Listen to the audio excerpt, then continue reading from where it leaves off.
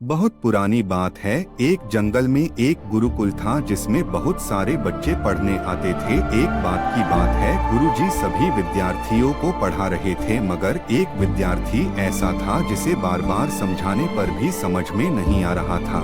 गुरुजी को बहुत तेज से गुस्सा आया और उन्होंने उस विद्यार्थी से कहा, जरा अपनी हथेली तो दिखाओ बेटा।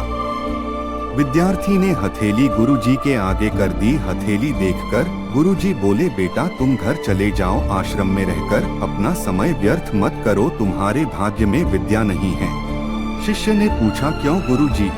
गुरुजी ने कहा, तुम्हारे हाथ में विद्या की रेखा नहीं है।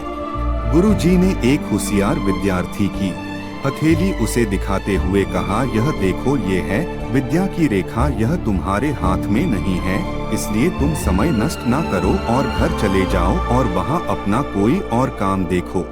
यह सुनने के बाद उस विद्यार्थी ने अपने जेब से एक चाकू निकाला जिसका प्रयोग वह रोज सुबह अपनी दातुन काटने के लिए करता था। उस चाकू से उसने अपनी हाथ में एक गहरी लकीर बना दी। हाथ से खून बहने लगा। तब वह गुरुजी से बोला, मैंने अपने हाथ में विद्या की रेखा बना ली है गुरुजी। यह देखकर गुरुजी द्रवित हो गए और उन्होंने उस विद्यार्थी को गले से लगा लिया। गुरुजी बोले, बेटा तुम्हें विद्या सीखने से कोई ताकत नहीं रोक सकती है। दृढ़ निश्चय और परिश्रम हाथ की रेखाओं को ही बदल देती है। दोस्तों, वह विद्यार्थी आगे चलकर महर्षि पाणिनि के नाम से प्रसिद्ध हुए, जिसने विश्व प्रसिद्ध व्याकरण अष्टाध्यायी की रचना की है।